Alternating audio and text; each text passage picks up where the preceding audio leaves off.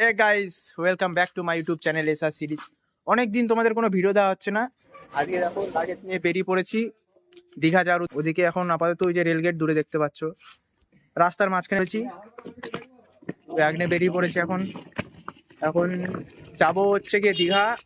চলো বা তোমাদের সাথে সব থেকে দুঃখজনক ব্যাপার, স্টেশনে এসে ট্রেন মিস। ফার্স্টেই যাওয়ার শুরুতেই ট্রেন মিস। ওই যে আমাদের ট্রেন বেরিয়ে যাচ্ছে, এই যে এখন সবাই প্ল্যাটফর্মে যাচ্ছি আমরা বন্ধু বান্ধব মিলে। ট্রেন চোখের সামনে দিয়ে বেরিয়ে গেল। এবার কি হবে ঠিক নেই, যেতে পারবো কি জানি না। চলো দেখা হচ্ছে নেক্সট। এখন আমাদের এখান থেকে ব্যান্ডেল যাবো, সেই ট্রেনটা ঢুকে গেছে।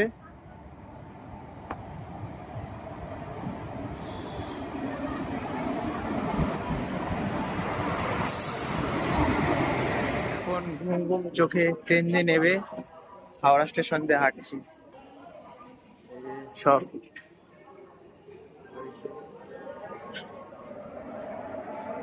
এখন ওই যে হাওড়া স্টেশনের বাইরে এক কাপ চা নিয়ে ট্রেনের অপেক্ষায় বসে আছি। এখন টাইম হচ্ছে দেখো 4:15 মতো বাজে। হাওড়ার বাইরে এখন এখন হাওড়া দিয়ে সবে ট্রেনটা ছাড়লো আমাদের। এখন যাচ্ছি।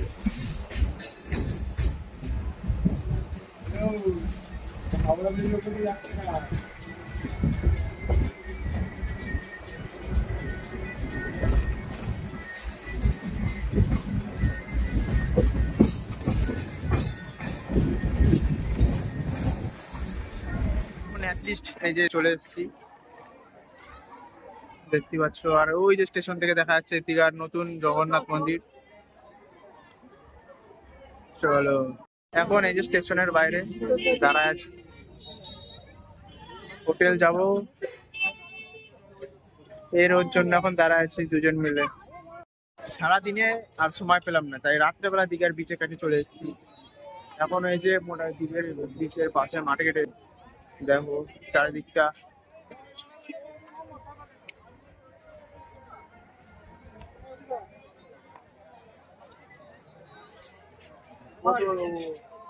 ওই সাইডটা সমুদ্র আছে, চলো পরে ওই সাইডে গিয়ে তোমার চলে। এখন পুরো সমুদ্রের ধারে এসেছি, দেখো ঢেউটা দেখো।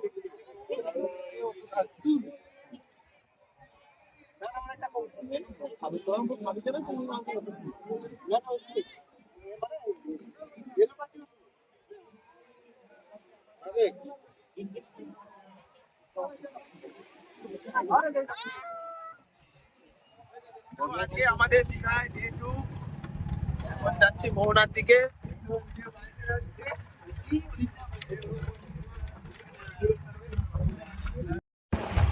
কত বড় ভাড়া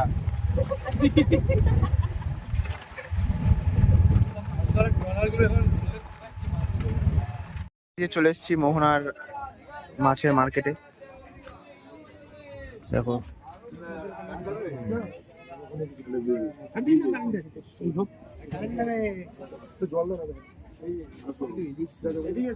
ইলিশ এগুলো কেমন যেন একটা দেখতে মাথা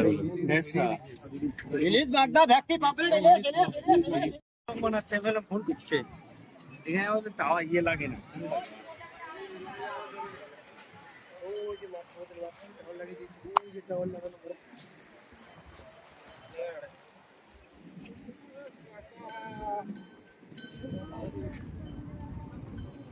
এই যে মোহনার পুরো শেষ প্রান্তে বাইকের সাথে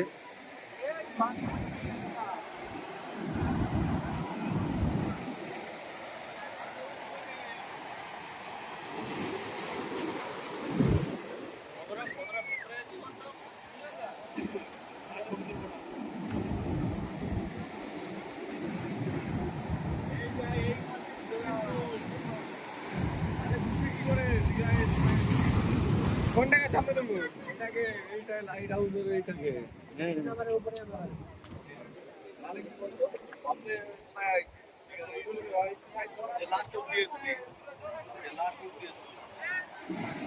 মাছ কিনবো, চলো দেখাই।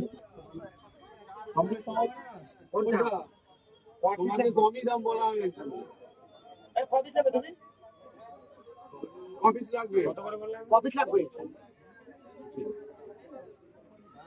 বলো অফিস লাগবে বলো লজ্জা বলুন বলো হাজার করে বলেছে হ্যাঁ বলো ইলিশ 450 হয়ে গেছে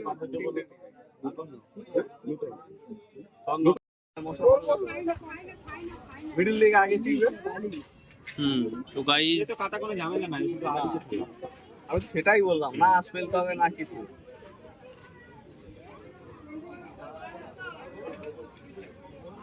ওভাবে চিনলে হ্যাঁ ঠিক আছে তো এভাবে যদি না চিনলে পুরো মাছটাকে না কত বড় পিস হবে না ঠিক আছে ঠিক আছে এতে মশলা ঢুকবে ভাজা হবে ভালো বেশ বড়।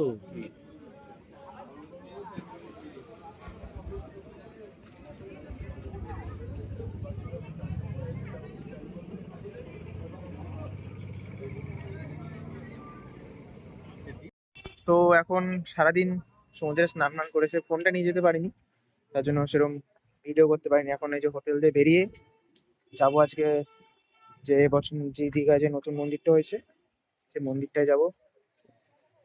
চলে এসেছি পুরো মন্দিরের সামনে, এই যে বড় গেট, এখনো কনস্ট্রাকশনের কাজ চলছে, আর ওই যে দূরে মন্দিরটা।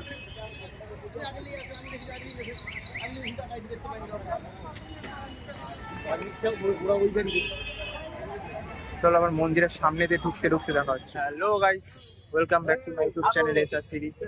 আজকে চলেছি দীঘার জগন্নাথ মন্দিরে, যে পেছনে ও দূরে দেখতে পাচ্ছ মন্দিরটা, দেখতে পাচ্ছ না জানি না।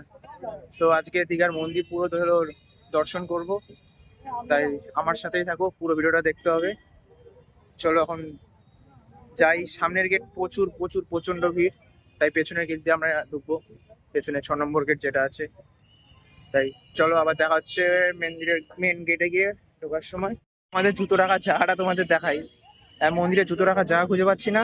বাইরে গেট, এই যে নো পার্কিং এর বোর্ড, আর ওই যে দেখছো বোর্ডের পেছনে আমরা আমাদের জুতোগুলো লিখেছি, তোমরা ওই কাজটা করতে পারো। চলো। লাইন লেগেছে এখন মন্দিরে, সন্ধ্যে 6:45 বাজে। কোথায় মন্দির? লাইন চলে গেছে।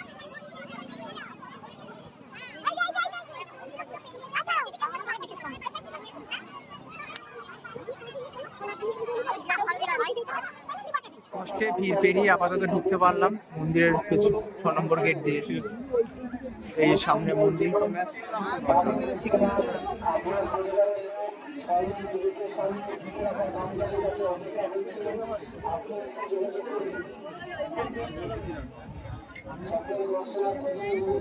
এত ভিড় পেরিয়ে মেন মন্দিরের কাছে এসেছি। এই যে পেছনে মন্দিরটা দেখতে পাচ্ছ।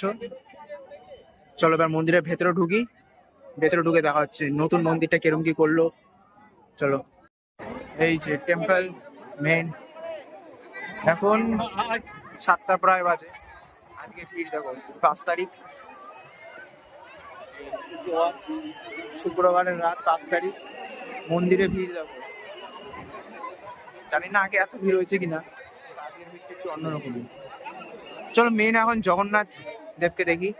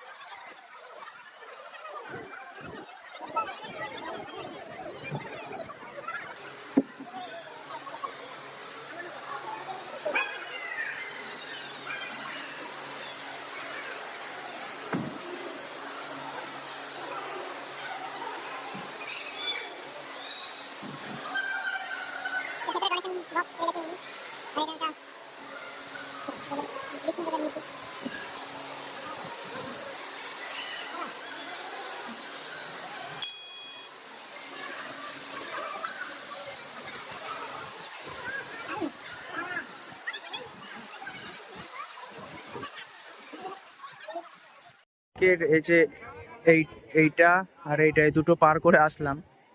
আর এইটা হচ্ছে মেন মেন মন্দিরটা, এটা পুরোটা মেন মন্দির। দিনের বেলা আসলে সৌন্দর্য তো ওরা বুঝতে পারবে না রাতেরা যতটা সৌন্দর্য। রাতের এই লাইটিং গুলোর জন্য অন্যরকমই একটা লাগে। চলো এবার আস্তে আস্তে ভেতরের দিকে যাওয়া যায়। এখন মেন মন্দিরে ঢুকবো, এই যে পেছনে দেখতে পাচ্ছ।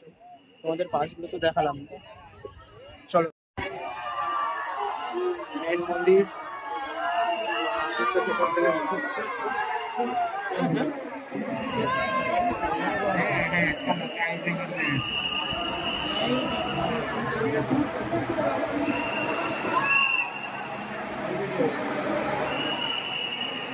মন্দিরের পুরো চারি সাইড